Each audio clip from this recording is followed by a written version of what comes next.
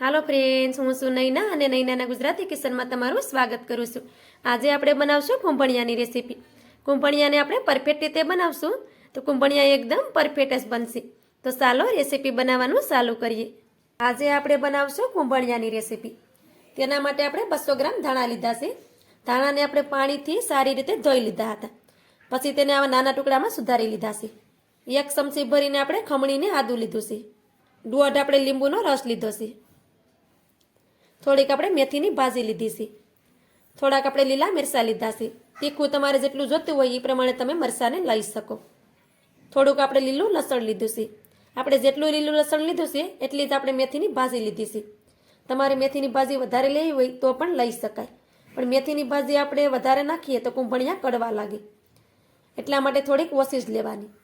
કુંભણિયામાં હંમેશા ધાણા વધારે હોય છે અને લસણનું પ્રમાણ પણ વધારે હોય છે, પણ ઘરમાં કોઈને ગરમ ન ખાતું હોય તો આપણે લસણ થોડું ઓછું નાખીએ તો પણ ચાલે।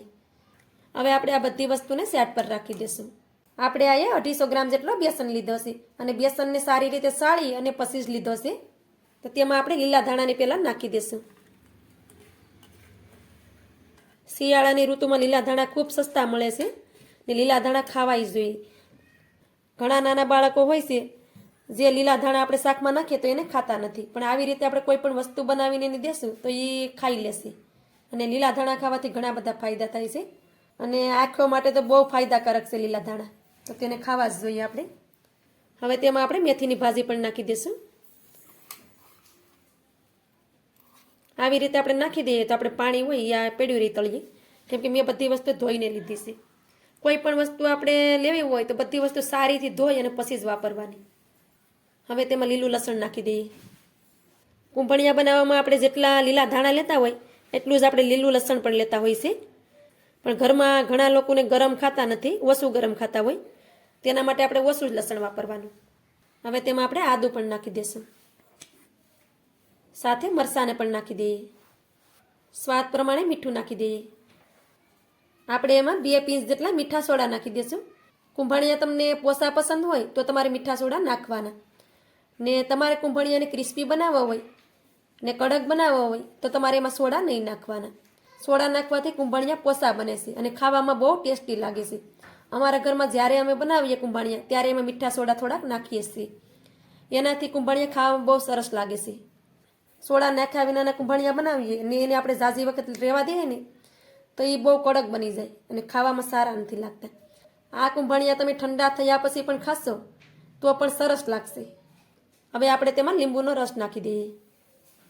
લીંબુનો રસ થોડોક ઝાઝો જ નાખવાનો, એનાથી આપણે કુંભણિયા ખાટા નહીં બને પણ ખાવામાં બહુ ટેસ્ટી લાગશે। હવે બધી વસ્તુને સારી રીતે પહેલાં મિક્સ કરી દેવાની।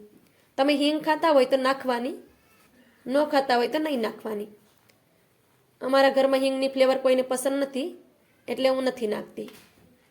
બધી વસ્તુને પહેલાં તો આપણે મિક્સ કરવાની, કેમ કે મેથીમાં અને ધાણામાં પાણી હોય છે, તો આ રીતે પહેલાં મિક્સ કરી દેવાનું। તો આવી રીતે આપણે એને આંગળીઓથી જ મિક્સ કરી દેવાનું, કેમ કે એને મસળવાનું નહીં। હવે આપણે આમાં પાણી નાખશું,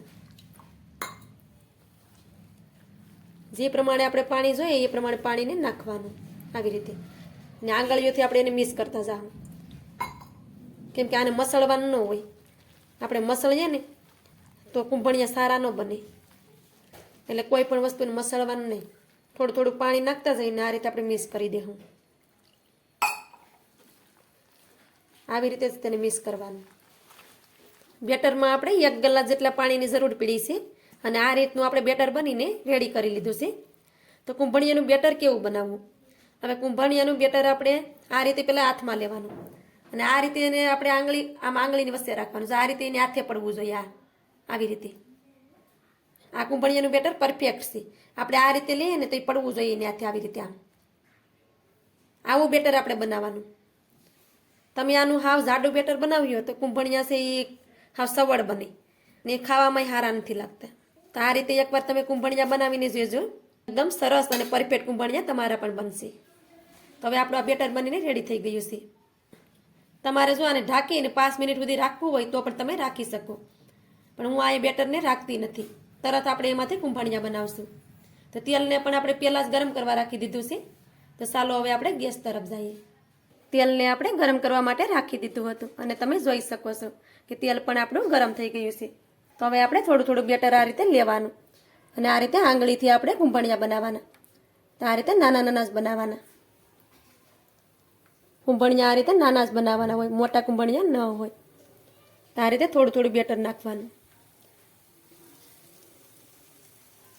કુંભણિયાને આવી રીતે આંગળીથી જ પાડવાના. તો આવી રીતે આપણે થોડું થોડું બેટર લઈ અને કુંભણિયાને બનાવતા જાઓ.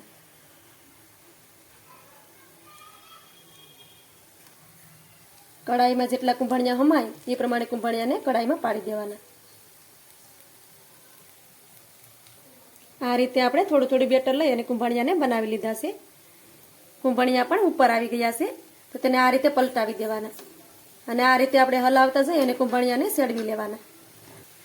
ગેસને આપણે ધીમો જ રાખીશું અને ધીમા ગેસ ઉપર આપણે કુંભણિયાને તળી લેશું. ધીમા ગેસ ઉપર આપણે કુંભણિયાને તળશું તેનો કલર પણ સરસ આવશે. કુંભણિયાને આપણે આ રીતે ફેરવતા ગયા છે અને એને આપણે ધીમા ગેસ ઉપર તળી લીધા છે. તમે જોઈ શકો છો કે આપણા કુંભણિયા સારી રીતે પાકી ગયા છે અને તેનો કલર પણ ચેન્જ નથી થયો. જો કુંભણિયા આપણા સરસ તળી ગયા છે. આ રીતે તમે એને દબાવો તો તમને ખબર પડી જાય કે કુંભણિયા સેડ્યા છે કે કાસા છે. તો કુંભણિયા આપણા સરસ તળી ગયા છે અને તેનો કલર પણ તમે જોઈ શકો છો. હવે તેને આપણે એક થાળીમાં કાઢી લેશું. તો આ રીતે આપણે બધા કુંભણિયાને કાઢી લેવાના છે. ને થોડુંક આવું સ્ટેપ કરશું તેમાં તેલ હે એ પણ નીકળી જાય ને કુંભણિયામાં તેલ જરાય નહીં રહે. હવે તેને પણ આપણે કાઢી લેશું. આમાં તેલ જરાય નથી રહેતું, તમે જોઈ શકો છો. તો આ રીતે આપણે બધા કુંભણિયાને તળી અને રેડી કરી લેશું. આ રીતે આપણે બધા કુંભણિયા બનાવીને રેડી કરી લીધા છે અને તમે જોઈ શકો છો કે કુંભણિયાનો કલર પણ એકદમ પરફેક્ટ આવ્યો છે. મારી આ કુંભણિયાની રેસીપી તમને સારી લાગી હોય તો લાઈક કરી કોમેન્ટ કરી દેજો. ચેનલ પર નવા હોય તો સબસ્ક્રાઈબ કરવાનું ભૂલતા નહીં. તો મળીએ એક આવી નવી જ રેસીપીની સાથે. ત્યાં સુધી બધાને જય માતાજી.